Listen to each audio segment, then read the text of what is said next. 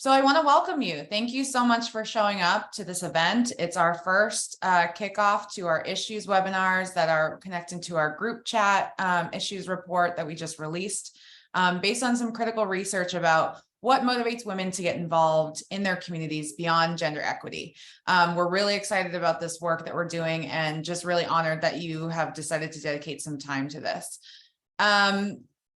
Just as some reminders, this session is being recorded, so we will have that recording and we'll be releasing it at a later date so that you can revisit it and take it all in again. Closed captioning is available in the CC box at the bottom of your screen. If you have any trouble, once we get that chat function up and running, please let us know if there's any challenges that you're running into with that. Also, when we get the chat function up and running, please feel free to participate in the conversation. We love to hear what you're taking away from these conversations. And then if you have any specific questions, you can use the Q&A box also at the bottom of your screen. We will get to as many questions as possible, and we'll make time for that at the end of this webinar. Lastly, we also have an evaluation that helps us improve our programs and webinars like these so that we can continue offering them to women like you.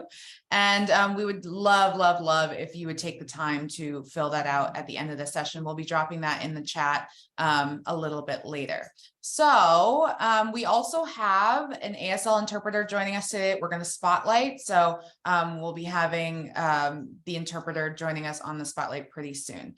So I think that's all the reminders for me. I would love to transition this over to our founder and CEO, Erin Luz-Cottraro, who's going to be facilitating this panel. So I will hand it over to you, Erin. Hi, everyone. I am grateful, Amanda, for your intro there. And I know we're still working on the chat. As somebody who likes to always find a workaround, I see that the Q&A is working. So if there is something pressing that you want to put there, feel free while we try to troubleshoot this chat issue.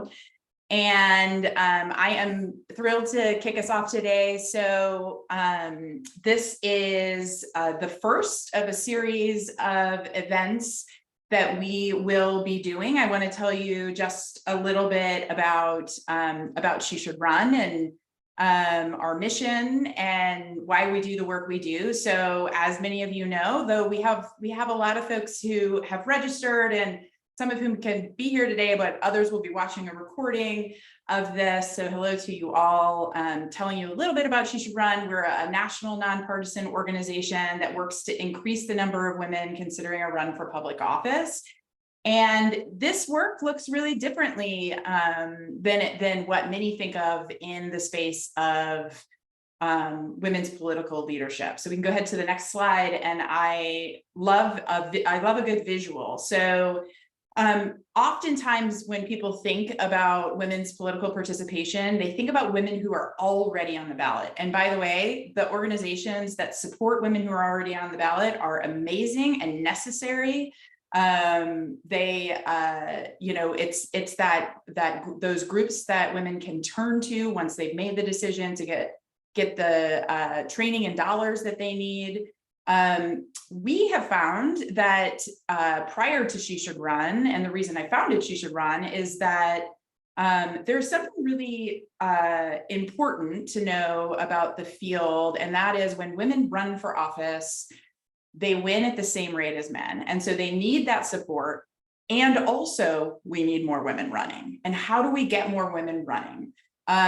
What She Should Run does in this work is we work to meet women where they are as problem solvers in their communities and beyond, introduce them to the idea of political leadership, and offer programming for those who are curious but not yet committed to a run for office. So that means that we are often working with the greater ecosystem, including individuals who just care to see more women at policymaking tables. And then our programs are really that place where women can just dip a toe in and get really connected with their purpose, get connected with their communities, think about what they need to do now should they decide to run for office later. And then it's about connecting the organizations, as you see later stage on this funnel, or connecting the women who come through She Should Run with the organizations who do that later stage support when and if women decide to run for office. So that's She Should Run. I wanted to tell you a little bit too about why, and we can go to the next slide, why we are, let me start with agenda here. So a few things that we'll do. We're going to obviously talk about She Should Run and climate change and why. I will introduce you to a series of incredible speakers. We'll have a discussion. I can't wait. We've got so many great questions that we'll cover, and hopefully have some time for Q&A as well. And then also, importantly, having the time that's necessary to talk about, okay, what does this mean for you and the actions that you can take?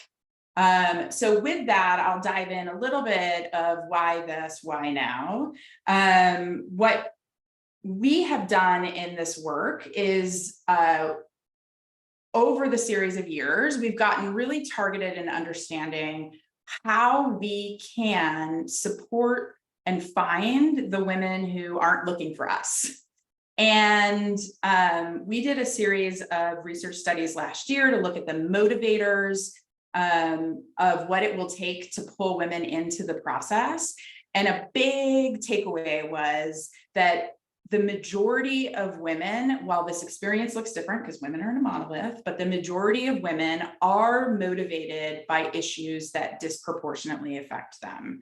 So for us, it was important then to really understand what those issues are, because if She Should Run, an organization that has traditionally talked about gender inequity and women's underrepresentation and trying to meet women where they are around a motivator around gender equity, us discovering through this research, which we did, that in fact, a message about gender equity or underrepresentation doesn't motivate women. What motivates them are the issues that they're already experiencing or concerned about or care about. So climate change, gun violence, reproductive health, economy, racism. These are big, heavy issues. And this is new for She Should Run. We are not launching, by the way, to become experts. We are not the experts in any of these issue areas. What we're excited about is we're excited to bring together, just like you will see today, forums where we can highlight individuals who operate in these spaces to be solution makers, to help you ultimately see your path to that issue that you care most about. So I just want to take a quick pause to thank both the She Should Run board, who some of whom are on this webinar today, and the She Should Run team. The board pushed hard to say, hey, I know this is going to be tough, but we have to step into this space. We have to do it because it's the way we're going to reach women who are outside the echo chamber. And the staff who, embraced that and said, absolutely, let's do it. And it's a big lift for us to rethink and reposition almost a whole paradigm shift of how we do our work and how we meet women where they are around the issues that they care most about. So today's topic being around, next slide, please. Today's topic being around climate change. I think what we want you to be able to take away in this is that it is up to us. It's up to us to get involved. It's up to us to understand how we can connect with those women in our lives who we want to see run for office and know what motivates them. And it's up to us to understand how these issues disproportionately affect women.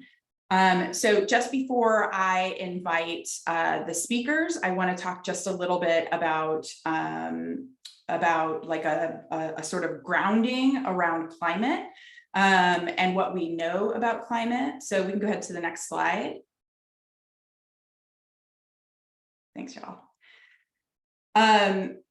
Something that I think is really important, just as we kind of set the table here for this conversation, is to know that this is not a debate about is climate change real? Climate change is real. We know that more than 90% of scientists who study the Earth's climate agree that the planet's warming. They agree that humans are the primary cause, and that the research is abundantly clear that women are disproportionately affected in the United States. I think it's important to start in this place of understanding around where there is consensus. And we'll do this as we keep digging into these issues and connecting them to the policies and how we can all show up in this, is sort of getting out of the what can often be distracting in the quick hit conversations that we try to have around the edges of in most extreme parts of issue conversations. You get lost in where the majority of the population stands. You get lost in what are the top things that we actually need to be thinking about. So I wanted to just talk about really quickly 5 of the key ways that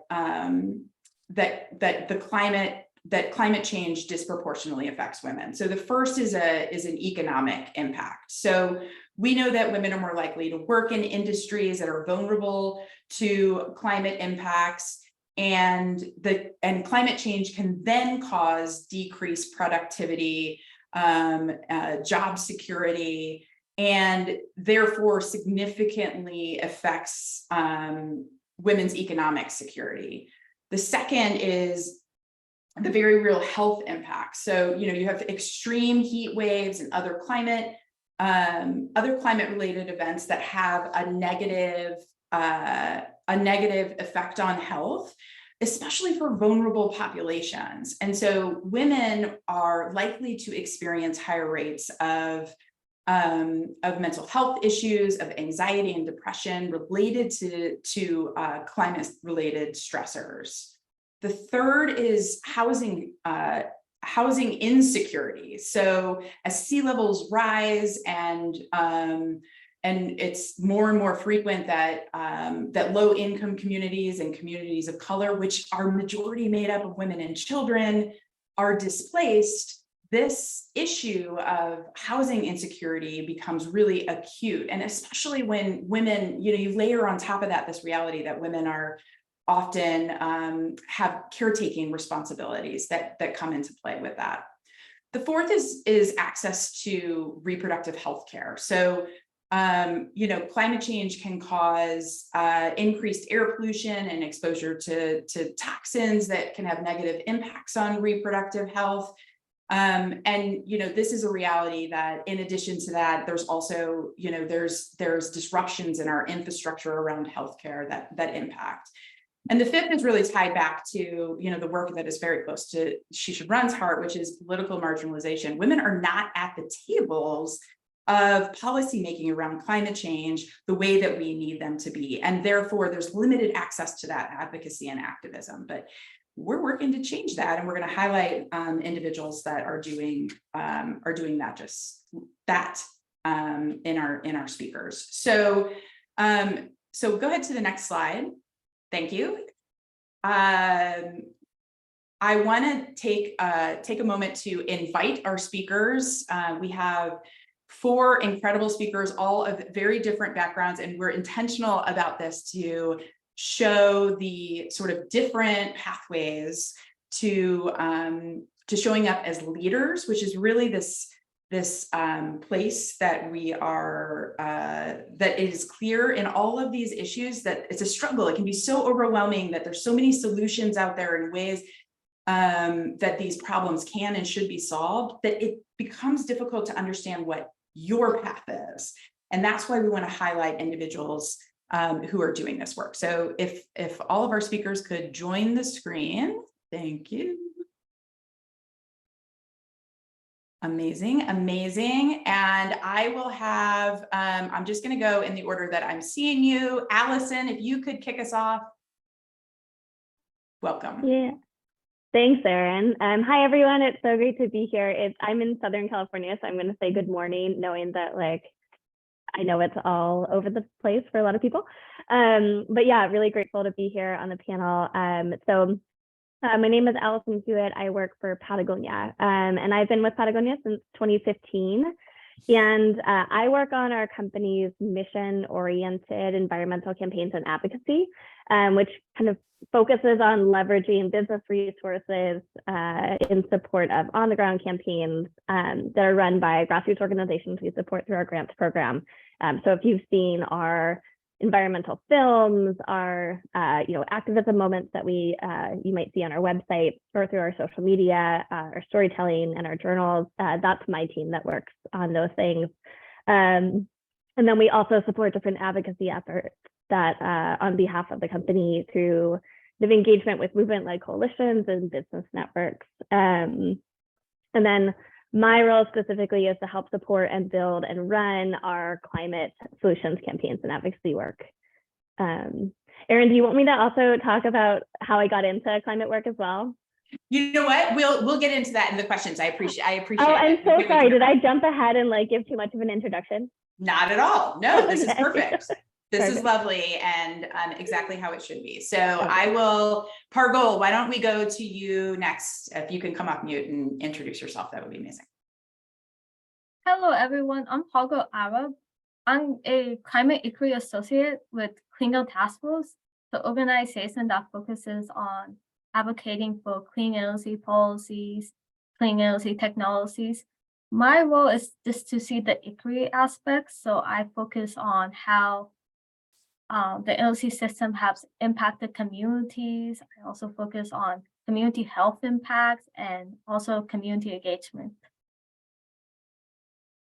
Excellent. Thank you, Pargoal. Welcome. Shrina. Oh, she might be having an audio. She might be having audio. Can you hear us, Shrina? I'm going to go with no.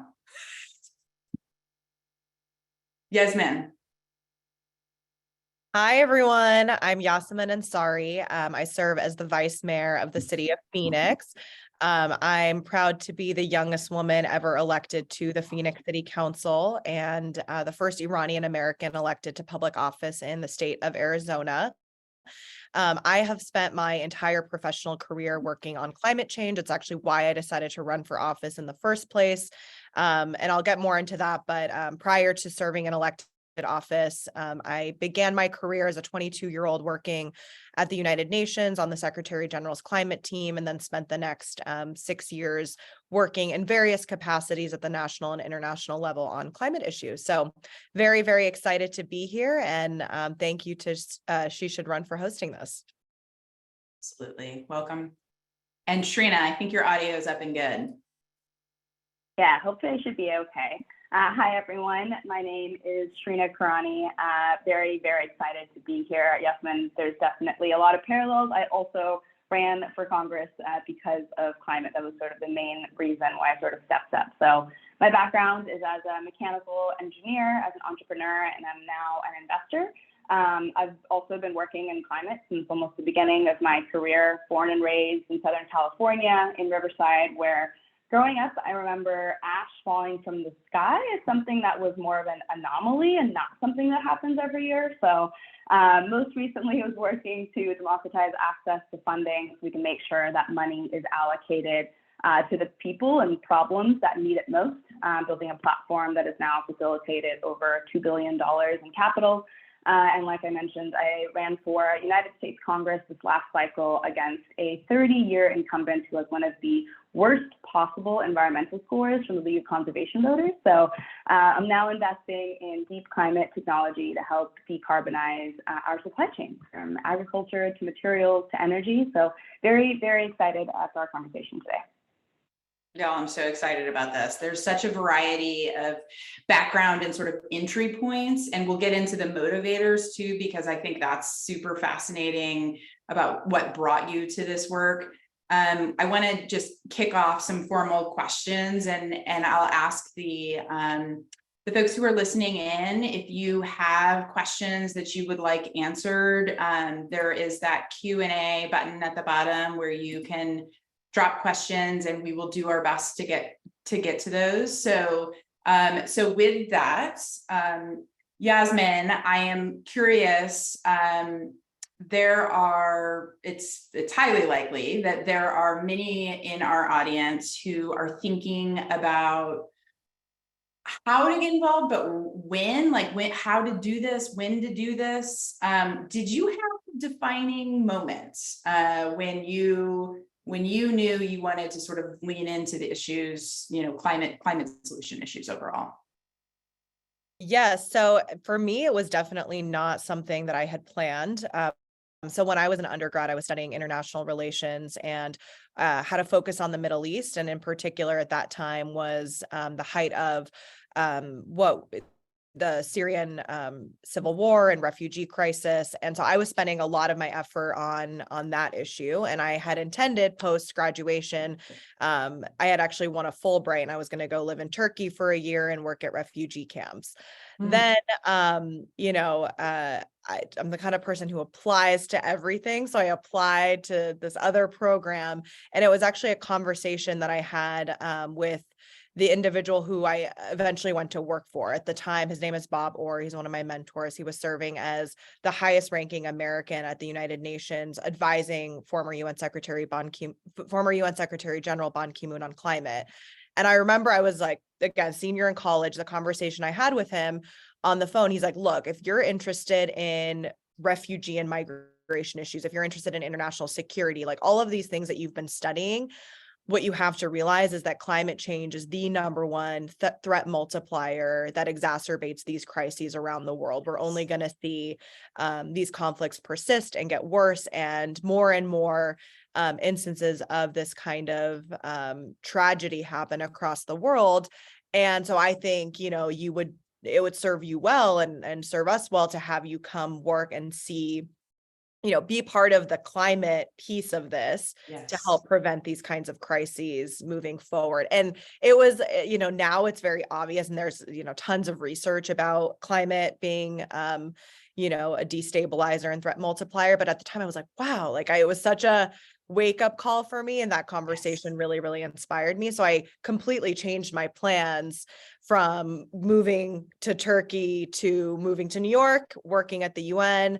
I became the special assistant for this individual. And so I really got to get my, get involved in the climate space. And then I never, ever looked back. So that was the moment for me. And then I would say the next pivot I had was, following the Trump election, Trump pulling out of the Paris Climate Agreement, led me to work much more closely with cities and states and companies and non-state actors around the country and around the world. And I think that's when, in 2017 to 2018, I was working with Governor Brown's team in California on the Global Climate Action Summit. And our entire purpose of that summit was to, in the absence of national leadership from the United States, push American companies like Patagonia and others they're amazing, but to do more and to step up on the climate front. And that's really when I started thinking more about Phoenix. Phoenix is my hometown.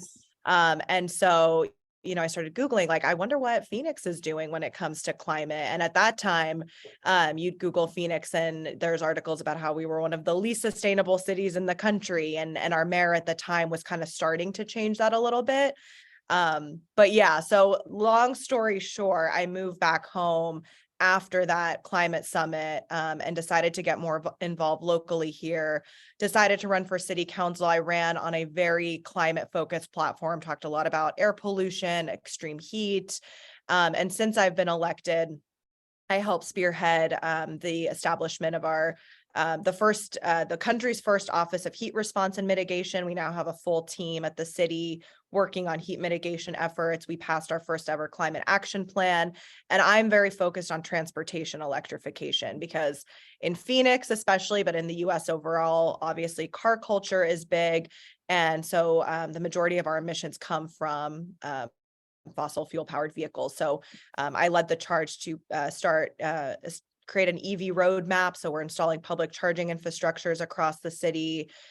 We've established policies to have, EV pilot programs in low income communities. We're bought our first electric buses. So we're on a great trajectory. And like Shrina, I actually recently announced my run for Congress as well here. So excited about that and intend to continue to focus on climate.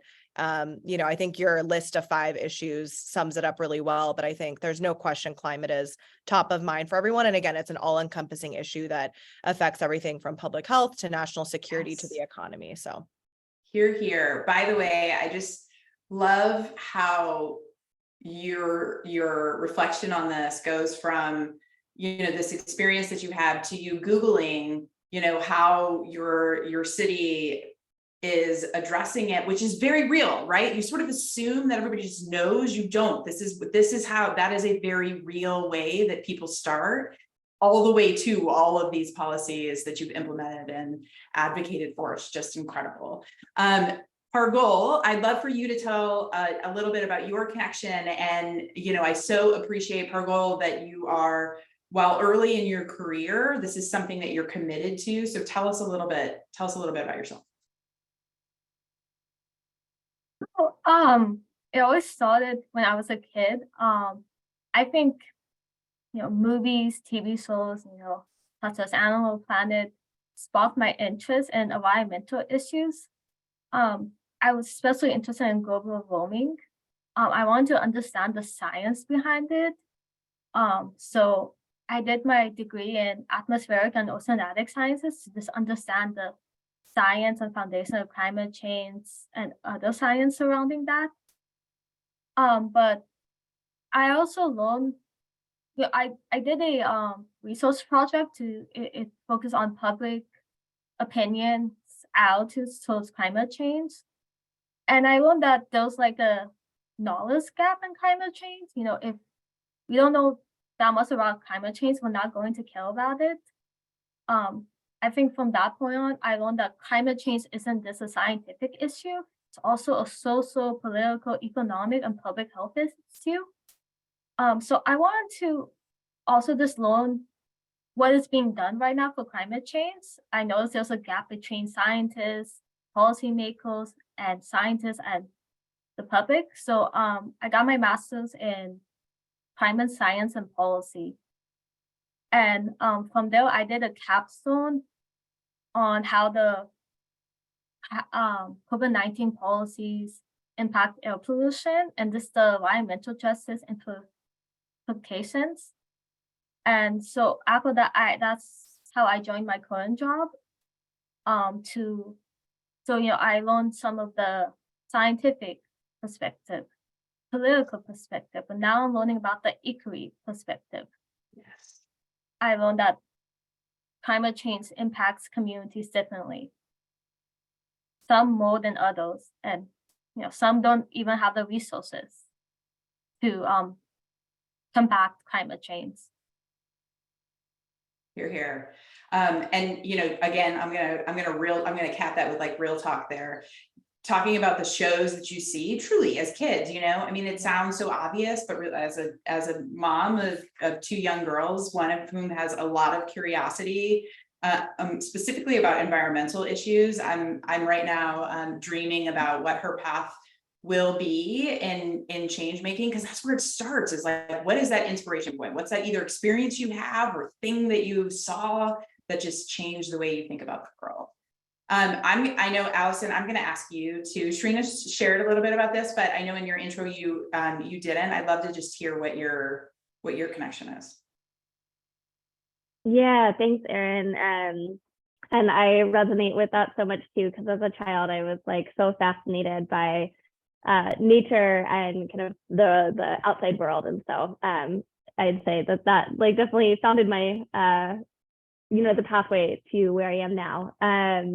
But yeah, so personally, I've always been really passionate about climate change and the climate crisis.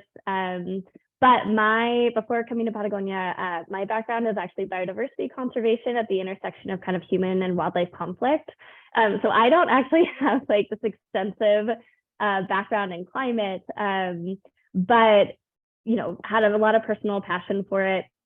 And so I worked for a number of different organizations and coalitions that were amazing, doing incredible work on conservation. And I kind of left the nonprofit world to move to Patagonia for a number of different reasons. One was I was just like really curious about this idea of like, can a corporation be good for society? Is that real? Like, I don't know. I've always thought they're kind of evil. And I've been at Patagonia for 8 years. So so far, I think they do a really amazing job and we do great work.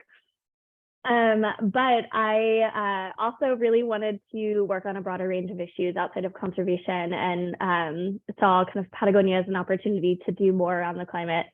crisis going on. And when I got here, I actually noticed that we did a lot around our supply chain, a lot around our footprint, our products, things like that. A lot of sustainability work that's really incredible. But we also do a lot of activism and storytelling. That's a huge part of what Patagonia's kind of environmental mission is. And we weren't actually telling stories about climate. We weren't engaging our audience in those issues. And so for me, it actually was an opportunity to kind of bring that to the company.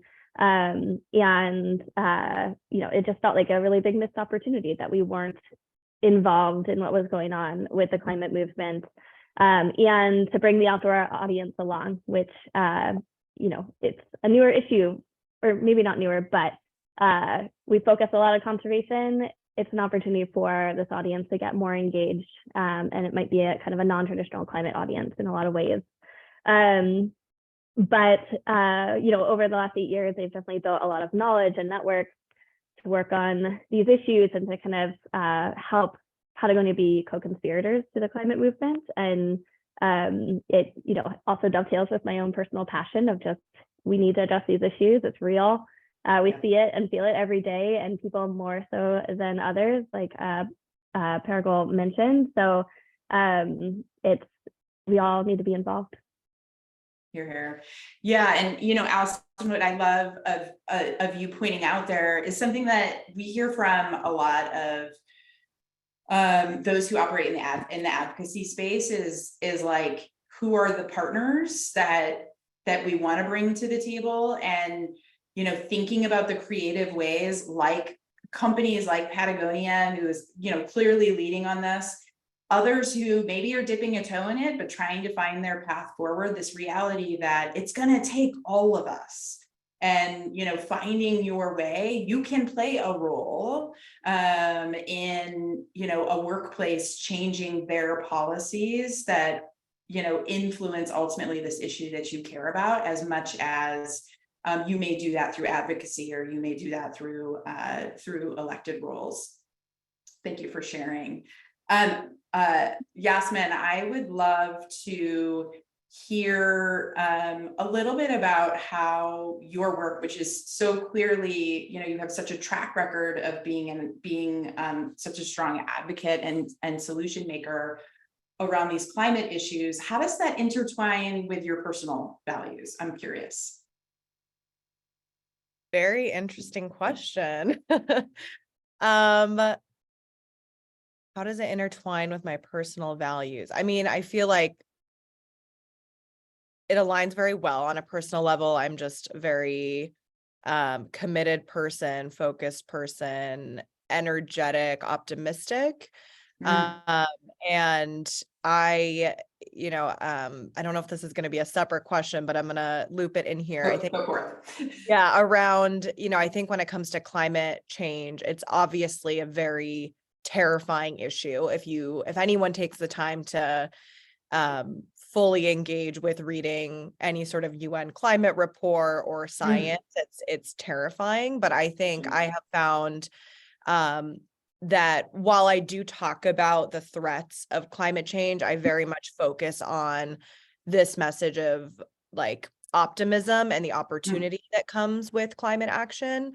And I obviously didn't come up with that myself. The person who I think is like the most amazing at this was one of my former bosses, Christiana Figueres, who's former UN climate chief. She runs a big, entity now called Global Optimism. And having worked for her, I witnessed her in many settings where she would be speaking to, let's say a room of like CEOs who are in the fossil fuel industry, or investors who, are like banking investors who are looking at where to invest their clients' funds, and just seeing her shift her messaging for each person, and especially just talk about the opportunity for whoever it is that she's talking to, the opportunity to create good jobs, the opportunity to clean up our air and water, the opportunity for some people potentially to make more money with renewable energy, whatever it might be. I think that was really, really effective. And I think that aligns with my personality well, because while I do, sometimes, like anyone who reads the news, get caught up in the doom and gloom, I think I'm, my natural inclination is to focus on the positive and optimism and solutions. And that's what I try to bring together in my work on climate change. Excellent, excellent. Shrina, I'd love to hear your sort of your intersection. Like, what is it between your sort of personal values and the work that you've done around climate? What's that fire in the belly for you? Yeah, it is a really interesting question, because I feel like climate inherently sort of strikes a lot of personal values, right? Like wanting to solve problems, wanting to build a better world. Like there's all these things that are sort of baked into wanting to address and tackle the climate crisis, right? I think for me, there's probably two big chunks. One is slightly more selfish, and one is sort of grander and larger serving. I've never really been one to sort of sit around and complain, right? But the question's always, what can I do about it? And in this case, it's what is the world I want to live in? What's the world I want to raise my children in, right? I think back to my parents' immigrant history. They uprooted themselves from the only home they've ever known to move to a country halfway around the world to be able to give their children, me and my brother, an opportunity to build better lives. And in a sense, I feel like I'm almost continuing the legacy that my parents set forth, ensuring that my children, the next generation, have a world that's safe to live in, at least that covers the basics of access to clean air and water and beautiful green spaces that are awe-inspiring. And I think that sort of brings me probably to the more, I guess, selfish version, is that I'm a huge fan of the power of awe, right? I was thinking about this morning, I stopped in my walk to like crank out at spin class at 6:30 in the morning, because I heard a hummingbird. I was like, where's the hummingbird? And trying to find it, my eyes are still like half gummed shut. Just thinking about like the marvel of how hummingbirds even exist, how they fly, how they migrate up the country. And I have that same sense of awe when someone is also talking to me about a new technology for plastics recycling, or breakthroughs in energy tech, or how we can feed our societies more sustainably. And I think that these things are very much connected. Being able to support innovation and making our world work better will also allow us to continue to have the clean air and water, not to just support us, but also a little hummingbird. So I feel like my work on climate, especially now as a climate tech investor, means that I have a say in making sure that we're sort of funding the people and problems that need it most. And I think there's something incredibly exciting about that as well. So I guess there's like, let's build a world where we all feel safe, and let's also do it in a really exciting way. So that's a bit of both of it for me. Yes, all of that. And I think that in general, in building leaders, and we have these conversations a lot, and She Should Run programming, it's okay to name the thing that you name too, which is, it may feel selfish to say the way that I'm experiencing, the way that my family's experiencing, the way my community's experiencing this, and these other ways. It's not, that's a motivator. That is what it takes, is people to feel the effects and want to show up every day. So I applaud that across the board. Pargoal, I would love to hear your take on how, and I'm sure you've experienced challenges in the work, or watching challenges in the climate work. Is there any one that sort of stands out to you? I mean, we talk about failures, but sometimes they're just challenges. And how do you get through that in the work that you do? I think one general example of this is the administration change in 2016. As you know, a lot of things, the environmental progress or climate change progress got impacted. The administration's priorities or focus didn't include climate change or environmental issues. And that impacted me as a young college student. But nevertheless, I was still passionate about climate change and just like environmental issues. So I still did my undergrad degree in atmospheric and oceanic sciences. And I still did, around that time, I applied for my master's in climate science and policy. Even though the federal government wasn't focusing on those issues, I think it's still important to focus on it and advocate for it. And I also just learned, it's not this, the government has many levels, it's not this federal, it's also state and local. So if the federal level doesn't do anything, there's also the other levels. Yes. So I think it's still important to, if there's discouragement, it's so important to stay focused to your career path. Yes. And advocate for climate change. Yes, long game work is hard. It's so helpful to hear. I mean, yes, an administration change is such a good example of like, you see priorities change and, a narrative happening at the federal level. And then what does that mean? Work gets harder, work gets easier, depending where we are, the reality is that the work has to continue, and finding, I love the word that's been used multiple times around optimism. You got to have it. You got to have that in your tank to keep going. That's for sure. Speaking on that, Alison, I'd love to not talk too much doomsday here, but just hear your perspective a little bit more on, how do you keep going in the work? It's hard. It's daunting. As Yasmin said, like you read the the global reports and it feels impossible. But you have to show up for the work every day. How do you do it?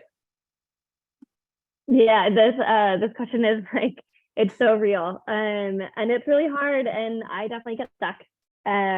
Like I know a lot of people do. It's not you turn on the radio or however you receive news, and it can feel like it's just like negative after negative after negative, and finding the like little glimmers of hope can be really few and far between. And I think that's a huge challenge for the climate narrative. I think Shrina, you were mentioning the organization Global Optimism. I think there's a lot more around kind of mental health and climate change, and also this idea of like, we have to bring joy and laughter into the space. Like that's the only way that we're going to be resilient. That's how we're going to, make it through. And we have to be resilient and continue to push for change. But I often really do have to pull myself out of kind of like the doomsday mindset. And I also, in trying to bring more climate activism campaigns internally, have to do that with other people as well. Try to show the picture of what could be, or paint that picture or vision of hope. But I also, something that Patagonia does kind of hold true for ourselves when we think about our environmental work. Our founder, Yvonne Chouinard, once said, the best cure for depression is action. And that is a mindset that we bring into all of our kind of campaigns, our narratives, our storytelling. And, we don't shy away from hard topics. We try to, make sure there's a little bit of a balance of like some fun stuff, some hard things. But we pair all of our environmental messaging, all of our stories with some kind of action for people to take. And I think that is really powerful. And we feel like our audience and our community responds really, really well to that. And we built a digital platform called Patagonia Action Works that helps make those connections even easier for people who want to do something but don't know how to. It's basically a platform that connects people with organizations who need support or are trying to build grassroots political power. So it's a kind of a really great way for people to kind of channel that like anger or energy or negativity. And then, just personally, I just sometimes have to take breaks. I'm a new mom, so I really need to take breaks. And it's such a wonderful, beautiful thing. But I try to bring fun and joy into the work that we do, like my family, and give myself space to just, like enjoy life, love life, as well as like push for change. And then honestly, I don't watch climate change documentaries anymore in my free time. I just can't do it anymore. Like, it's just not possible. I don't do it. So that's like a little boundary I put up for myself, and it's honestly it's a little helpful.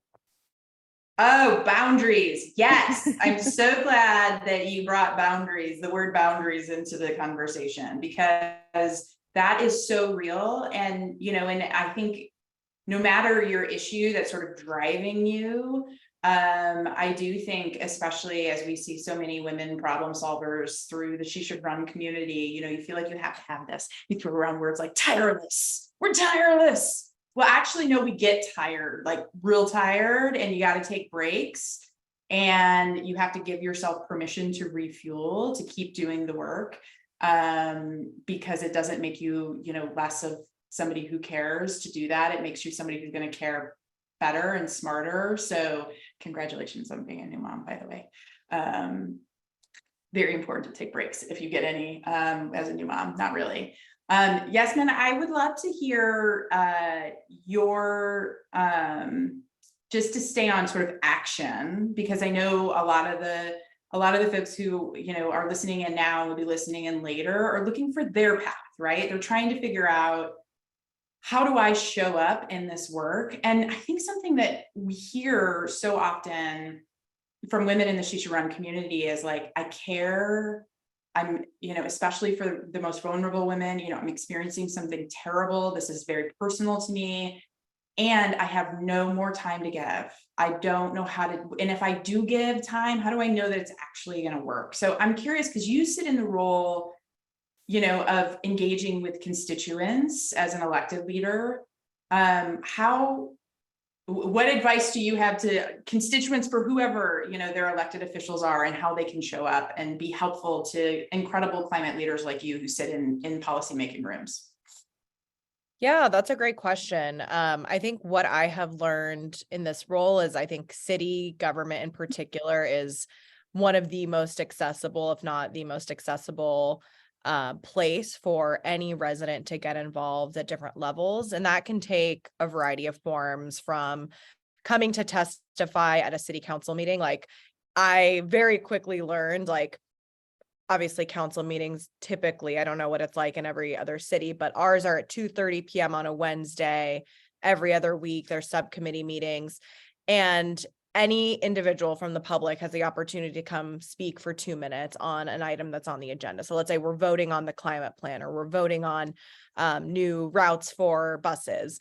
Anyone can come speak. And especially during the budget cycle, when we're deciding how to allocate funding for the next fiscal year, there's a lot of resident advocacy. And it is amazing if, you know, you see groups of 5, 10, 15 individuals organizing, and it's very impactful. And very often we are able to find funding for whatever it is that folks are advocating for. So my first year in office, there was a group of moms in an area of the district that were advocating around a new park, a park that had been promised to their community for years, vacant city lot. And so we worked with city management to find the funding to build that new park.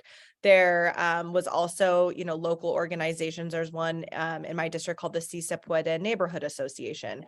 They had noticed a gap in their area around a senior center and bus routes for their community. And so they came out to every single budget hearing that cycle. So for a couple months, and we were able to make it happen. You know, it's a little slow. It still is a bureaucracy.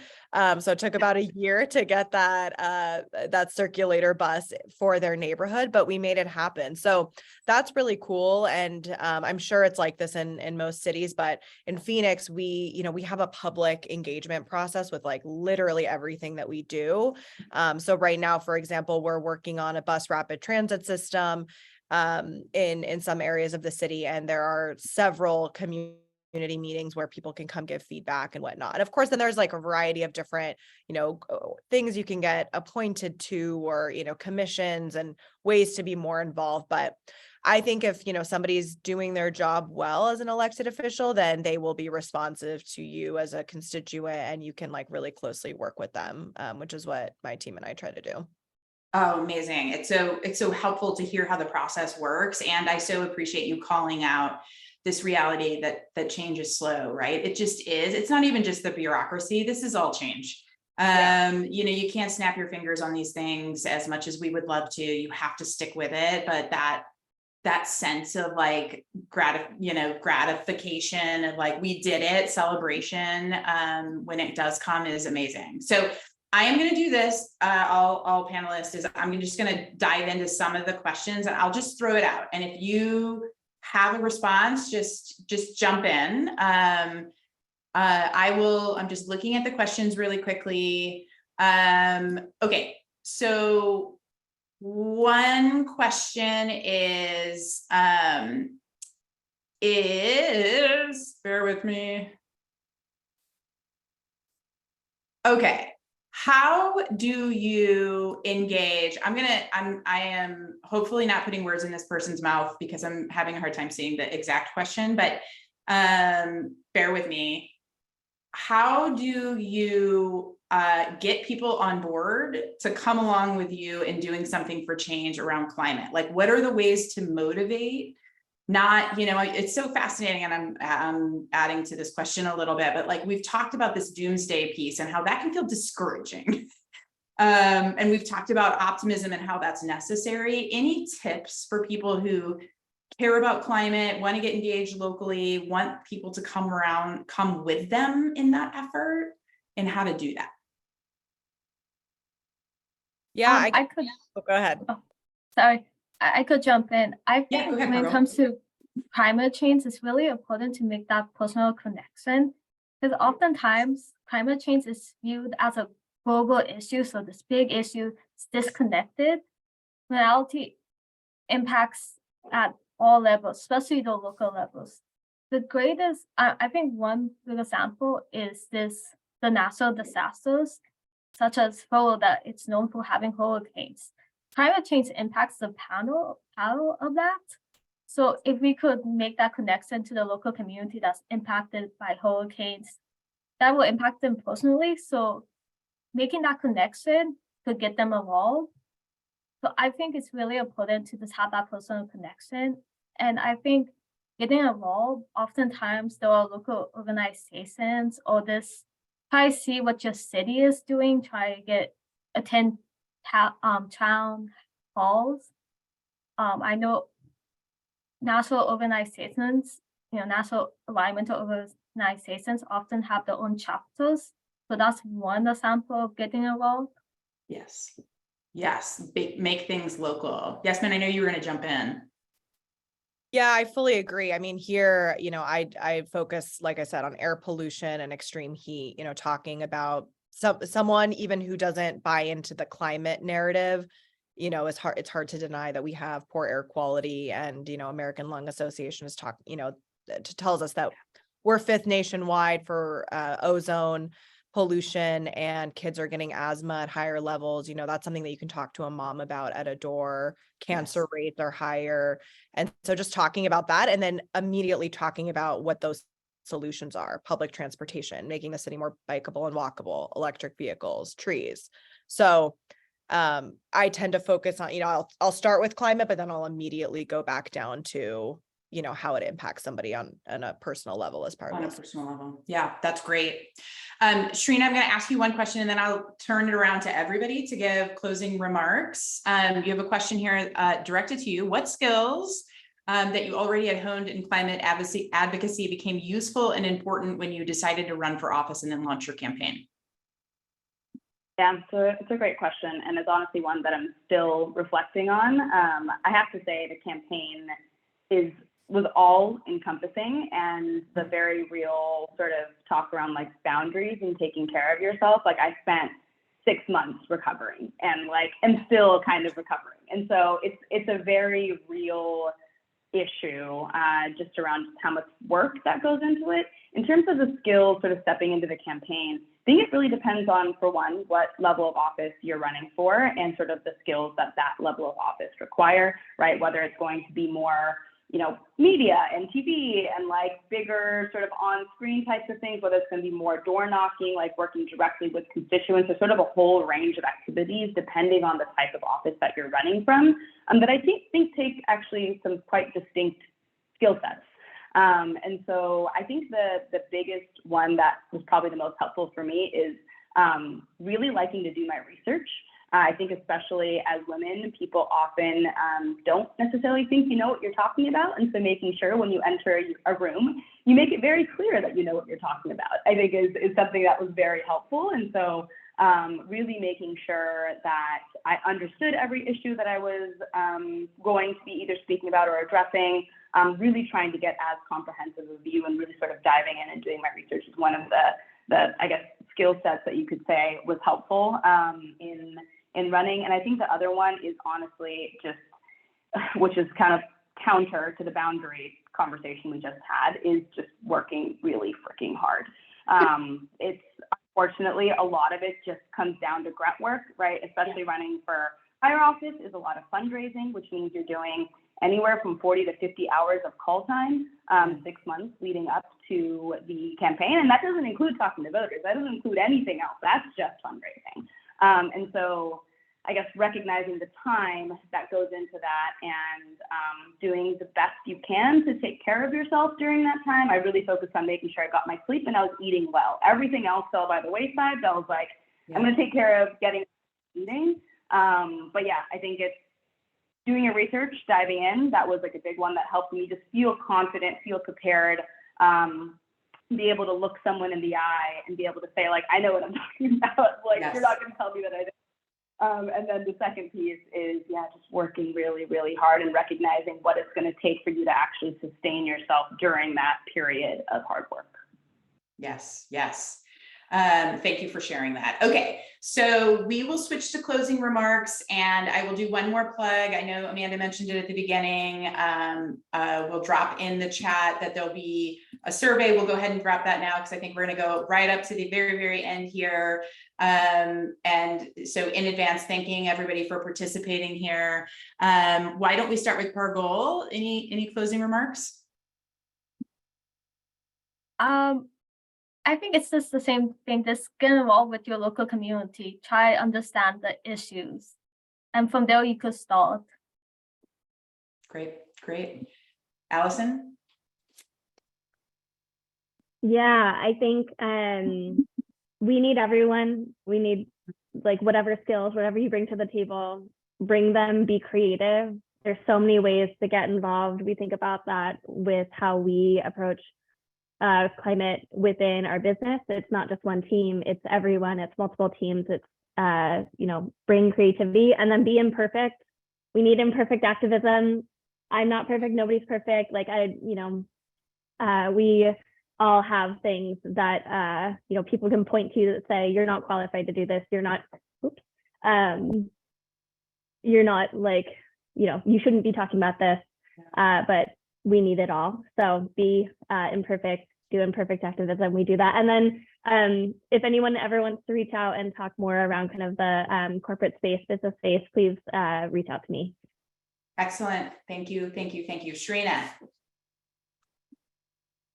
Yeah, definitely a plus one to what's already been said. I think a framework that I like to use, for one, is like, if you're thinking about it, just find a way to start, whatever that means, whether that's getting involved locally, whether that's joining a national chapter, whether that's just doing a random online course on climate, whatever it is, start, whatever feels most accessible to you, just start doing it.